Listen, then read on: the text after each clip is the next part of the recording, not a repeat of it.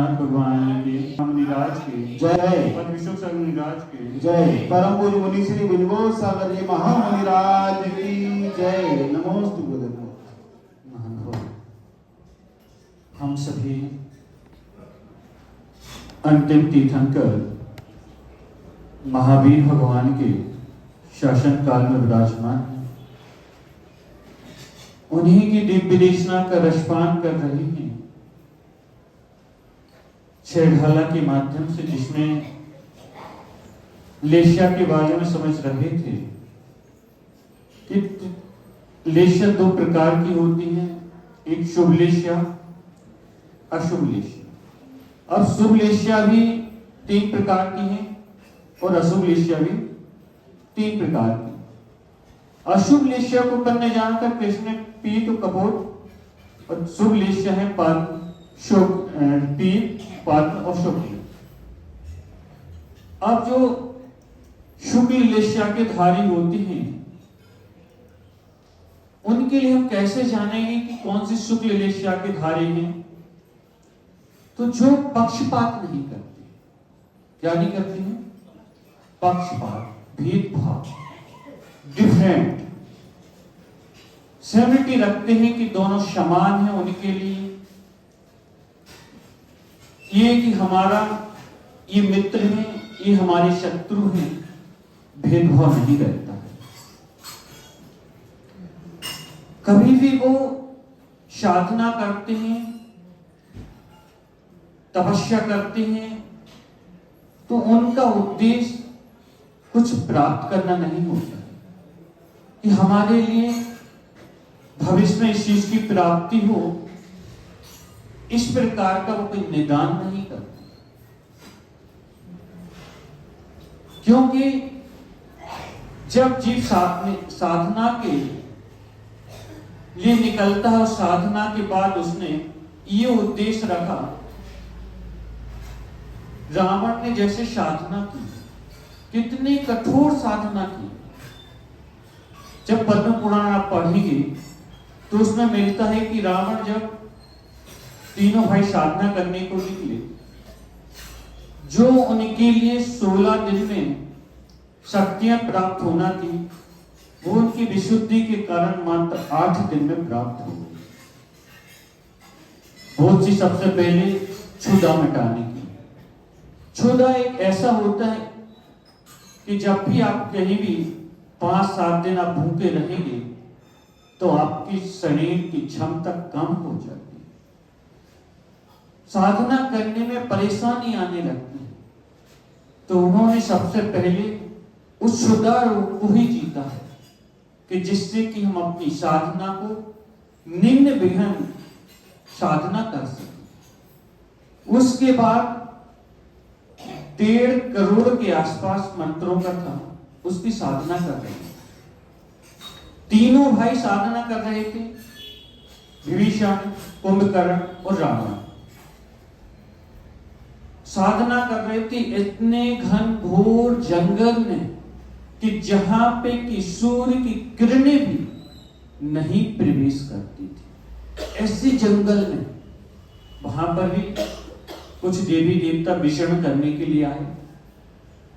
देवियों ने देखा कि अरे इतना शरीर सुंदर, इतना है, इतना कौन है जो इस घनघोर जंगल में साधना करने का विचार है? इसके लिए ऐसी क्या चीज की आवश्यकता पड़ गई है कि जो इतने घनघोर जंगल में साधना करने का विचार आया? उन्होंने भी प्रयास किया कि मैं इनको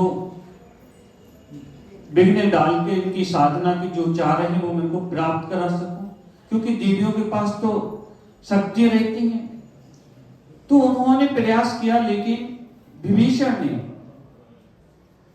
कुछ देर बाद उन्होंने ऐसा दृश्य दिखाया है कि सामने से उनकी मां जो थी उसका चीरहरण किया जा रहा है और चिल्लाती हुई जा रही है, बेटे मेरे को बचाओ। लेकिन उस समय विभीषण को लगा कि मां जा रही है, तो वो अपनी साधना से डिग गए। कुंभकर्ण की ओर आगे बढ़े तो कुंभकर्ण थोड़े देर बाद डिगे, तो उनके लिए 7 शक्तियां प्राप्त हुई। विभीषण के लिए 5 हुई, लेकिन रावण डिगने वाला नहीं था, तो उसके लिए 57 शक्तियां प्राप्त हुई, जिसमें द्विविद्या थी, जैसा अपना रूप बना सकता, काफी सारी थी, अलग अलग अध्याय उसके लिए प्राप्त हुई। लेकिन उसका रावण के लिए भी आता है एक उल्लेख कि जब रावण शांतिनाथ भगवान के जिनालय में साधना कर रहा था, वो इतनी साधना में लीन था कि बीणा का तार भी टूट गया। तो विचार आया, मैं यदि बीणा का तार बांधूंगा उतनी देर में भगवान की शक्ति साधना से, भक्ति से मैं दूर हो जाऊं।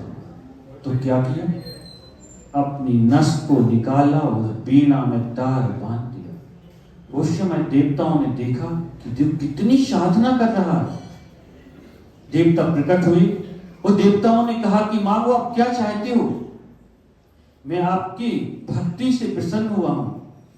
तो रावण ने जो कहा है कि देखिए, आप देना चाहते हो तो वो चीज जो मुझे दीजिए जो मैं चाहना मांगू। बड़ा खुश हो गया। जन्म, जरा, मृत्यु, इससे मैं छुटकारा पाना चाहता हूं। क्या पाना चाहता हूं? जन्म, जरा, मृत्यु से छुटकारा पाना चाहता हूं। तो बोले ये चीज तो मेरे हाथ में नहीं है, बाकी आप कोई भी चीज मांग लीजिएगा। बोले नहीं, यही चाहिए। तो उस समय उसके लिए वो विद्या मिली थी जो लक्ष्य शक्ति थी। तो पहले जो बात चल रही थी कि रावण ने जब साधना कर रहा था उस समय उसको जो विद्या प्राप्त हुई थी, इसकी दौरान यदि वो निदान नहीं करता तो उसी भाव में मोक्षगामी जीव हो जाए। मैं बतलाना चाहता था कि निदान से क्या नुकसान होता है। क्यों? जो पद्म लिस्या वाले जीव होती सुख संपत्ति मिलने वाली थी, और आपने क्या मांगा? विमान कि जो मेरे मामा जी ने जो आज पाठ पिताजी का ले लिया है वो विमान है। मेरे पास इतनी शक्तियां रही कि मैं अपने पिताजी का वो राज्यपाट वापस ले सकूं। कितनी छोटी सी चीज मांगी। तो यही है निदान से कि आप यदि किसी चीज का भी आप साधना कर रहे हैं, उपास कर रहे हैं, 8-8, 10-10 परिषद पर को उपास कर रहे हैं, निर्जरा उपास कर रहे हैं, भक्तंबर क्या कि जो व्यक्ति 2 कोस चल सकता है, तो क्या उसके लिए आधा कोस चलना बड़ी बात है क्या? दूसरे तरीके समझिए, आपको तीसरी मंजिल पर जिनालय के दर्शन करने की क्षमता है। कौन सी मंजिल पे? तीसरी मंजिल पे। और आपकी इच्छा हुई कि हम चंदा प्रभु के दर्शन करें, तो क्या चंदा प्रभु भगवान के दूसरी फ्लोर पर नहीं चढ़ पाओगे? चढ़ सकते हो कि नहीं चढ़ सकते?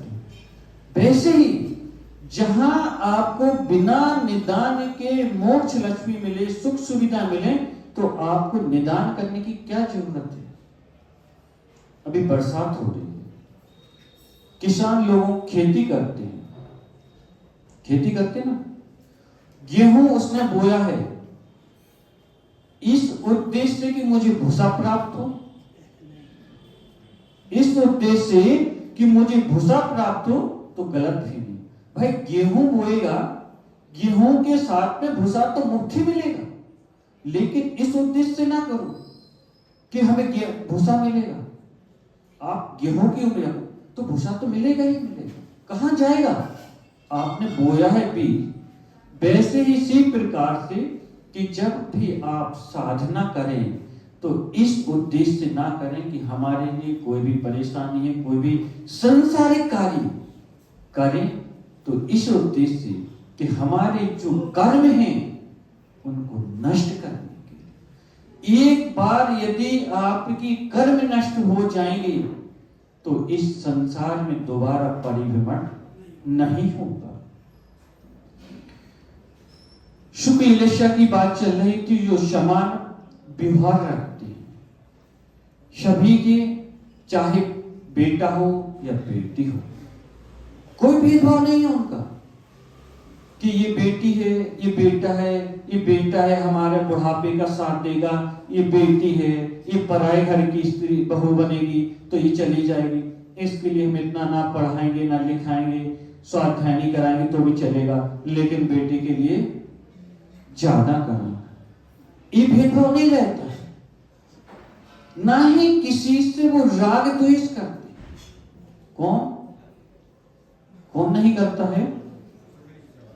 पद में लेशा वाला, जिसकी पद में लेशा होती है उसके इतने निर्मल परिणाम होते हैं कि वो राग द्वेष नहीं किसी से करता कि इन्होंने हमारे लिए, जब हमारे पास कुछ नहीं था इन्होंने हमारी रक्षा की थी, हेल्प की थी, और इन्होंने हमारे लिए उस समय घर से निकाल दिया था। कोई बात, कर्म का उदय था। क्या था? कर्म का उदय था। इनकी कोई गलती नहीं भाई, इनके हाथ में तो कुछ भी नहीं है। ना तो ये हमारा सुख बांट सकती है ना दुख बांट सकती है। केवल और केवल क्या कर सकते हैं? समझा सकते हैं कि भाई, सुन सकते हैं, अरे बड़ा दुख है आपको, भगवान आपकी पीड़ा को दूर करे, प्रार्थना कर सकता है और तो कुछ नहीं कर सकता। उसका कर्म का उदय तीव्र है तो उसको भी सहना है, मंद हो जाएगा पीड़ा कम हो जाएगी। लेकिन दूसरा कोई चाहेगा कि पिताजी का सुख को हम बांट लें, पत्नी के हम सुख को बांट लें, बेटा के हम दुख को बांट लें, तो कोई भी नहीं बांट सकता है क्या प्रधान जी? तो यही बात है कि जितने भी जीव सुख लेशा वाले होते हैं, इतने परिणाम निर्मल होते हैं उनके कि उनके अंदर भेदभाव नहीं पाया जाता। आगे देखिए, निगोदिया जीव कहां रहते हैं? शर्वत्र, मतलब सभी जगह पे एक उनका ऐसा स्थान नहीं है कि जहां पर कि निगोदिया जीव नहीं रहते हैं। सात में नरक के नीचे राजू क्षेत्र में भी उनका प्रमाण काल मिलता है। कल कला क्षेत्र की जो भूमि है, शर्वत्र क्षेत्र में भी निगोदिया जीव पाए जाते हैं। निगोदिया जीव की मात्र एक इंद्री पाई जाती है। कौन सी इंद्री है वो? स्पर्शन इंद्री। एक इंद्री है, वो भी स्पर्शन इंद्री पाई जाती है। निगोदिया जीव की जो गति होती है वो त्रियंच गति, एवं साधारण वनस्पति काय जीव की भी होती है। एक इंद्री वो जीव होते हैं जिनकी पहचान एक इंद्री के माध्यम से है। 4 के लिए, 4 और 5 के लिए, लेकिन 5 में 2 हैं, एक संगी भी और एक अशुभ।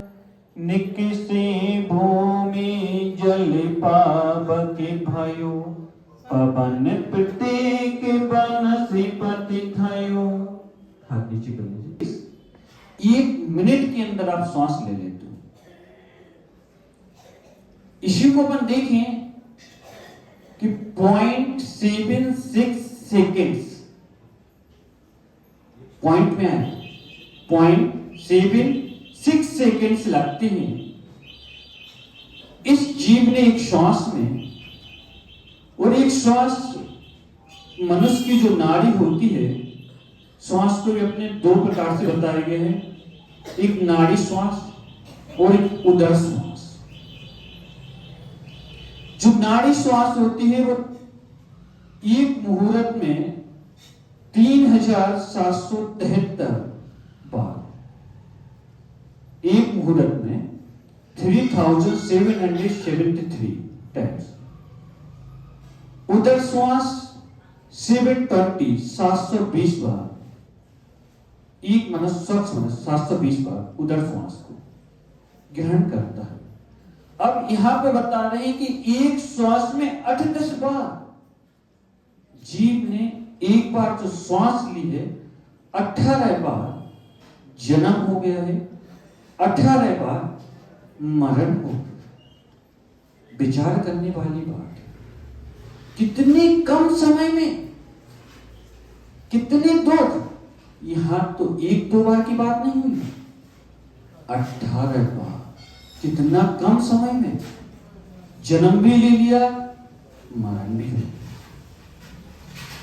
इस प्रकार के दुख को उस जीव ने कहां पर सहा है? निगोद पर, निकसे। और वहां पर भी जीव बड़े पुण्य के उदय से, जब उसने अपनी कषाय को मंद रखा तो वहां से निकलता है। कहां से निकला? निगोद से। निगोद को अपन ऐसे समझे कि जैसे एक रूम है, ठीक है, इस रूम हॉल में इतने जीव हैं कि सुई की नोक होती है जो, उसके अनंत हिस्से कर दिए, उतने छोटे से कितने जीव होते हैं, इतने बारीक बारीक जीव होते हैं। और वहां से भी ये जीव आगे जो पढ़ेंगे जब, कि उसमें बताया जाएगा कि कितने कितने बारीक बारीक, जो आप लोगों को जमीन कर्म के लिए, त्याग के लिए कहा जाता है कि आप लोग जमीन कर्म को त्याग करें। क्यों कहा जाता है? आप लोगों को तो ये लगता है कि मुनिराज के पास जाते हैं आहार देने और उन्होंने त्याग करा दिया, अब हमारे लिए कुछ नहीं बचा। लेकिन ये देखो कि वो निगोद का जीव जो जब इतनी, एक आलू का एक सुई के नोक के बराबर, कितना? सुई की नोक के बराबर उस जीव में आप देखेंगे तो अनंत जीव पाए जाते हैं। इतनी से टुकड़े में अब एक पूरा का पूरा आलू है, तो कितने जीव पाए जाएंगे? कितने जीवों की आपने हिंसा कर दी, और उन्होंने त्याग कराकर कितने जीवों के अहिंसा व्रत का पालन कर लिया। किया कि नहीं किया? आपको कितने पापों से उन्होंने बचा लिया।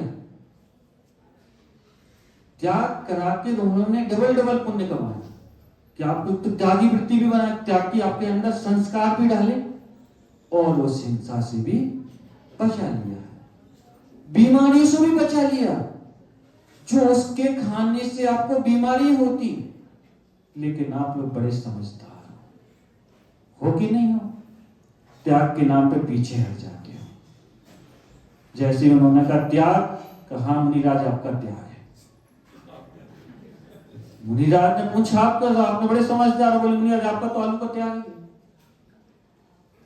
तो इसलिए चीजों का हम ध्यान रखें कि जैसे जैसे हम अपनी मनुष्य पर्याय में मिली है, तो कितनी दुर्लभता से, कैसे कैसे पिशाच पर दुख को सहा जीव ने, उन दुखों से निकलकर आज हमें मनुष्य पर्याय मिली है।